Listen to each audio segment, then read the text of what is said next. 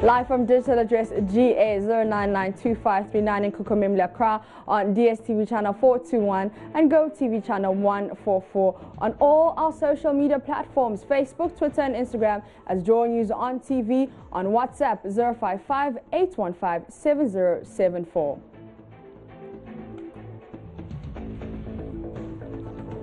This is JoyNews Interactive with me, Mapisa CBD. Now, let's talk about conversation that's been going on about the One District, One Factory promise by the governing New Patriotic Party. Now, government has been advised to shelve an ambitious industrialization plan after several deadlines to roll them out have been missed. Now, Imani Ghana President Franklin Kojo said government has been struggling to fulfill the key 2016 campaign promise because the policy was not well thought out. Now, propaganda during elections does not equate to reality, he said on Tuesday evening news analysis show PM Express. Now, this was after the government said it, for the avoidance of the doubt, did not promise to build a factory in each district, but rather roll out an even spectral spread of industries. Now let's go to Facebook on this. You've been commenting on our Facebook page, JoyNews on TV. We start with Nanaya Kwanting, who says, I prefer 50 factories working after 4 years than to have none at all.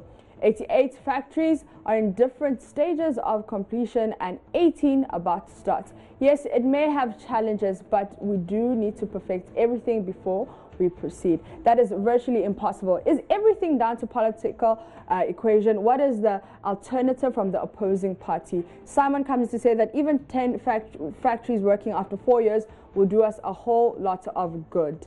And Nanao says exactly.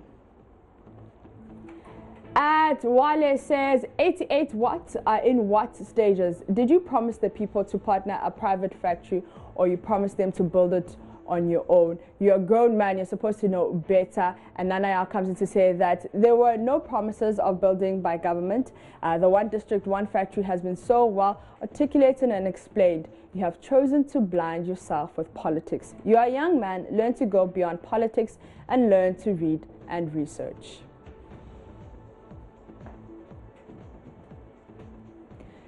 Let's go to Levi, who says, cancel what? It was a promise that brought them to government and therefore is a covenant they've made to the people and therefore it must come to pass. And Samuel comes to say that they were thinking about setting up a factory is like fixing a corn mill machine. They can now twist whatever language or words, but Ghanaians were not deaf and dumb when you were campaigning. And Jones comes to say that Franklin, NDC built 42 out of 200 E-blocks in 8 years, but you said no evil. What has happened to your objectivity? Are your surgeons also in comfortable lead? How can you compare 21 months in government to 96 months? Rise up, why?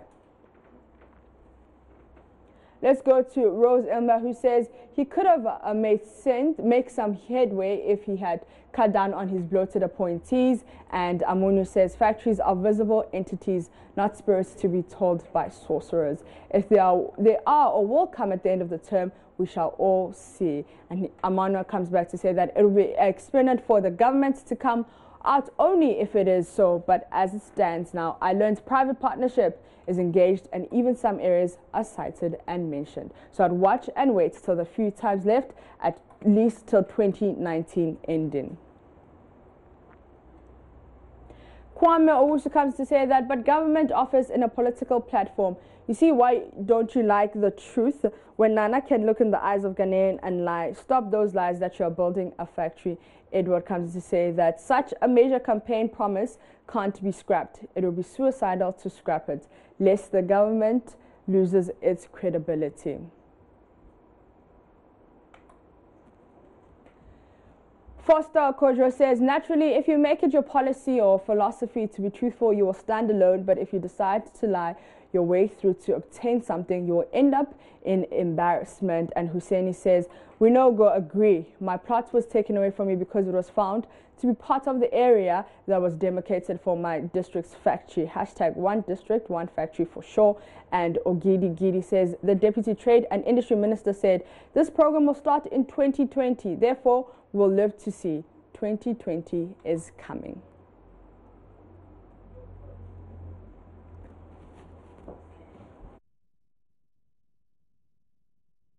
Now, today is World Mental Health Day, and the theme is young people and mental health in a changing world. I'm going to have two guests about that. We're going to take a quick breather, so stay tuned for more.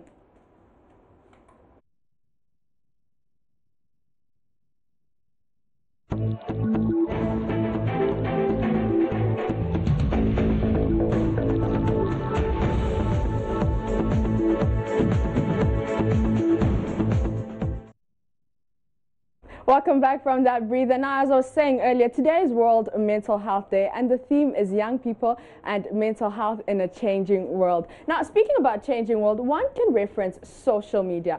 Always evolving, always needing to update. Now, the rise of social media with young people has made it faster and easier to access information and connect with people around the world, but at the same time has disconnected us. Now, how does social media affect your mental health? In studio are Patience Ajari, mental health nurse, and Alexandra J, a clinical psychologist, and they're going to help me answer some of these questions. Now, let's go straight to it first. Is social media harmful to our mental health? Is it hurtful to our mental health? Thank you very much. To a very good morning to our cherished viewers, and thank you for having us today. So yes, indeed, social media can have some effects, negative effects on our mental health. It has its positive aspects, but indeed, it has negative effects on our mental health. Okay, yeah. And why is that so? Because I mean, social media, I'm just going to Facebook, I'm connecting, I'm updating my status, but why is it having an effect on my mental health? So the bottom line is that every basic activity, every basic situation or circumstance has its positive and negative aspects. So indeed, it's inevitable that social media has lots of positive impacts on our community, on our society, in development and all of that. But again, when you delve deeper into it, you realize that it has that aspect where it has the tendency to, disconnect us from the natural, processes involved as far as relationship building and other, situations as far as our society is concerned. So connectivity, you did mention connectivity. Yes, social media helps us to connect to a larger populace. But then on the negative side, it has a tendency of, bringing us into a situation where we have less face-to-face interactions, and so we lose out on that natural connection that is supposed to exist. And there is also the tendency to find yourself in a lot of fake situations and circumstances, because then you are not really coming into contact with a real situation, but it's something that is out there. You're not able to connect. With the natural, impact of, relationships. Okay. Yeah. So I'm going to bring you as a clinical psychologist. How is the youth adapting to a changing world in terms of mental health and illness? Thank you very much, and good morning to our viewers. I will say that there's a fast trend that is going on, and the youth are catching up with it very fast. For me, I think sometimes the educational programs that they are into has a tendency for them to be on social media, because your tutors or lecturers will say, go to Dropbox, go to this to find information. Another trend is the changing trends, the cultural trends. People feel that they need to be globalized, they need to be connected to the world. So social media gives them that platform to get connected to the world. Okay. So now, social media is very addictive. Yes. There's a time I tried to challenge myself that, okay, I'm not going to go on social media.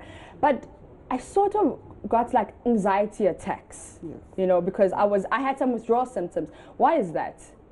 So you realize that the moment you get glued to social media, there's a tendency for you to learn certain behaviors and attributes that you think would help you receive some kind of approval from people. So for instance, you have situations where people would pose or get specific hairstyles, particular dresses, just to receive that approval from people. And so this constant desire of wanting to receive that approval and connection with people, keeps you going every time. So that, like you rightly said, you challenge yourself not to go there, but you realize that you just couldn't do with it. So that tendency to receive that approval, the likes, people are sharing the comments, giving you the comments. For all you know, it might not be real, but because it's social media, you are unable to validate how genuine those, comments and likes are. So it's the desire to, connect and receive those, likes and comments from people is what puts us in that situation of not being able to completely stay out of, connecting on social media. So again, yes, I realize that there are times when you post a particular picture or you post a particular statement, you are expecting people to respond in a certain way. If it doesn't happen, you get disappointed. And then you start feeling, depressed, down. But then how do we go about that? Social media is about trending, who's what, this is that top trend, most liked picture. How do I go about, being in my own corner and having my 2 likes and being okay with that? So we need to keep an open mind and know that, social media is not all there is to it. It's not all there is to connectivity. It is only a tool that is facilitating our ability to connect with a larger, group of people. And so we should keep an open mind and see it as a tool. And that's it. However, we have had situations where people are so glued to social media 24/7, so much so that they have little time to even connect. People have done so bad with school. People have lost out on jobs and all of that because they have become so addicted to social media. However, I think we can minimize the impact when we keep an open mind and know that it's only a tool that is facilitating our ability to connect, and that's just the way it's supposed to be and nothing more than that. It shouldn't replace, our natural self and who we are or who we are supposed to be in our society. All right, okay. Thank you so much for that. Social media is very important, but also we need to draw the line between social media and mental illness. Okay. Exactly. Thank you so much. In studio was Patience Ajari, mental health nurse, and Alexandra Ajay, a clinical psychologist. And on that note, speaking about social media, hashtag World Mental Health Day was trending on Twitter. Let's see what you have been saying about that. So it was the 3rd trend in our Ghana trends. And currently, this year, as part of activities to mark the World Mental Health Week celebration, there is an international conference coming up at the Kwame Nkrumah University of Science and Technology. It's the 4th Mental Health and Wellbeing Conference, and the theme for the conference is mental well-being of our youth and young adults. Again, so I'm very happy with discussing social media and the impact of mental health on our youth. Indeed, we want to look at ways we can support our youth to build on, their mental health in the midst of, increasing technological advancement. So, yeah. All right. Thank you so much. All right, let me just take 2 tweets from our hashtag World Mental Health Day. So it was trending, the 3rd trend in our Ghana trends. And this one is from @Ruth Davison MSP, who says, the woods are lovely, dark and deep, but I have promises to keep and miles to go before I sleep and miles to go before I sleep. It's okay not to be okay. Hashtag World Mental Health Day. And he gives us 10 ways to look after your mental health, like talking about your feelings, keeping healthy and eating well, and taking a break. Let's just take one more tweet. And this one is from @Overclockers UK, and they say, it's okay not to be okay. If you're struggling with personal thoughts and feelings of hopelessness, please reach out and talk to family or friends. Hashtag World Mental Health Day. Ladies, thank you so much. On that note, I'm going to take a quick breather.